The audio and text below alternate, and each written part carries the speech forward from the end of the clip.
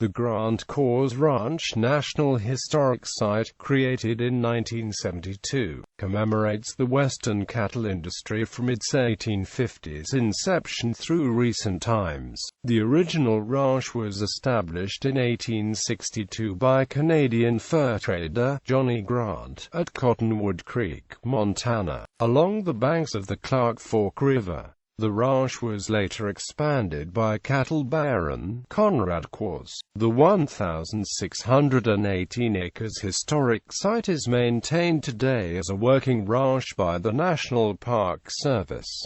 Founding the ranch, Johnny Francis Grant was born at Fort Edmonton, Alberta, Canada. His mother died when he was only 3 years old, so he was sent to Trois-Rivières, Quebec, to be raised by his grandmother. His father, Captain Richard Grant, was a Hudson's Bay Company employee, and therefore, in his mid-teens, he left for Fort Hall, Idaho, to meet up with his father. There he learned the trading business. However, in the 1840s the fur trade was dying out, so Johnny Grant and his brother James turned to trading with emigrants traveling west along the Oregon Trail. He made a considerable profit by trading travelers, one healthy cow horse for 2 trail-wearied ones. He then fed and rested the tired animals and the following season traded them again.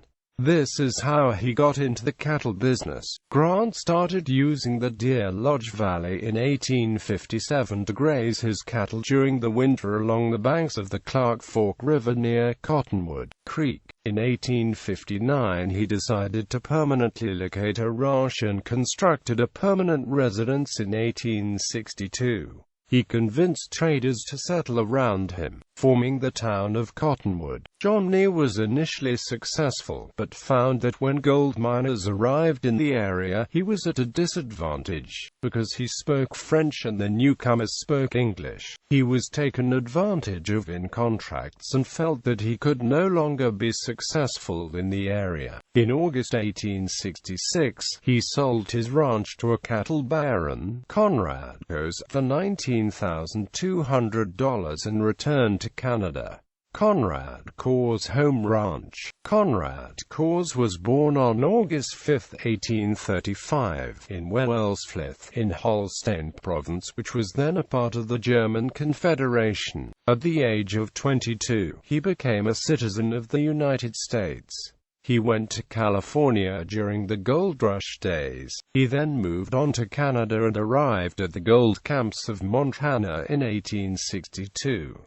He never struck gold, but he became wealthy by selling beef to the miners. Kohrs built his cattle operation until he owned 50,000 head of cattle and had grazing pasture of 10 million acres. However, he had a setback when the severe winter of 1886 to 1887 left over half the cattle population in the Northwest dead. Most cattlemen went bankrupt, but Kohrs managed to receive a $100,000 loan from his banker A.J. Davis. While the open range era was ending, Kohrs adapted successfully and was able to pay off the loan in only 4 years. Kohrs and his half-brother, John Bielenberg, turned to more modern methods of ranching, including buying purebred breeding stock, fencing his rangeland and raising and storing fodder. His became known as Montana's Cattle King. Bielenberg helped Kohrs to run the Grant-Kohrs Ranch. He originally came to Montana at age 18 in 1864 to help with the butcher shop that served the mining camps. Bielenberg had a lot to do with the horse side of the Grant-Kohrs Ranch. He bred what were called the Big Circle horses, reputed to be able to cover 20 miles of country in a half a day, a trait useful when gathering cattle spread over a very large area. Together, Bielenberg and Kohrs made a most successful team for over half a century. Decline of the open range and dissolution of the Kohrs-Bielenberg Ranch.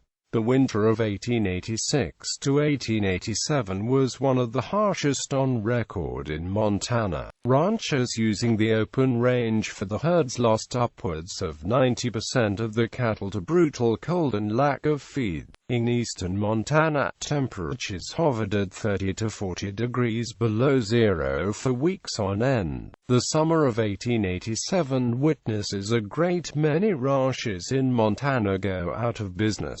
Conrad K. Warren era. Warren Hereford Ranch, transferred to National Park Service. In the 1960s, the National Park Service, under the leadership of Director Conrad Kohrs, re-energized the search for historic properties under the auspices of the Historic Sites Act of 1935 and Mission 66. The original Grant-Kohrs Ranch was among several other ranches which were recommended for National Historic Landmark status.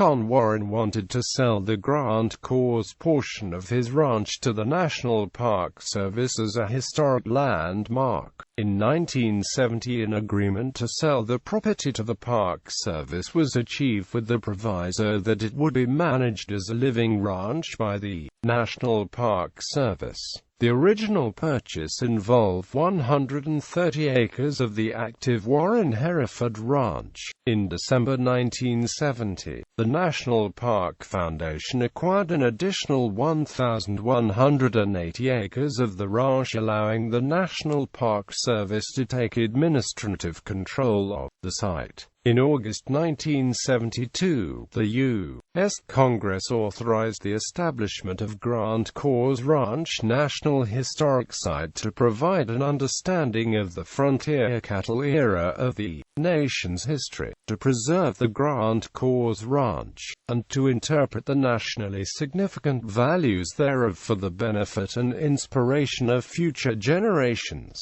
In 1972, the National Park Foundation transferred ownership of its portions of the site to the National Park Service. Initially, the site was administered under the jurisdiction of Yellowstone National Park. In 1972, the Grant-Kohrs Ranch National Historic Site was administratively listed on the National Register of Historic Places. Throughout the 1970s, the National Park Service continued to acquire acreage from Conrad Warren, rehabilitate elements of the ranch, and provide improvements for visitation to include a visitor center, interpretive trails, and access for the public. In 1974, the site became an independently operating unit of the National Park Service with its own superintendent, historian, and budget. A formal dedication ceremony was held on July 17,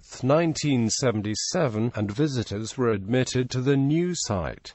National Park Service operations. The Grant-Kohrs National Historic Site today is operated by the National Park Service. It is a major tourist attraction in Deer Lodge, Montana, and the tour is free. The National Park Service runs it as a living history ranch, using draft horse teams to hay the land, and blacksmiths on site make horseshoes for the horses.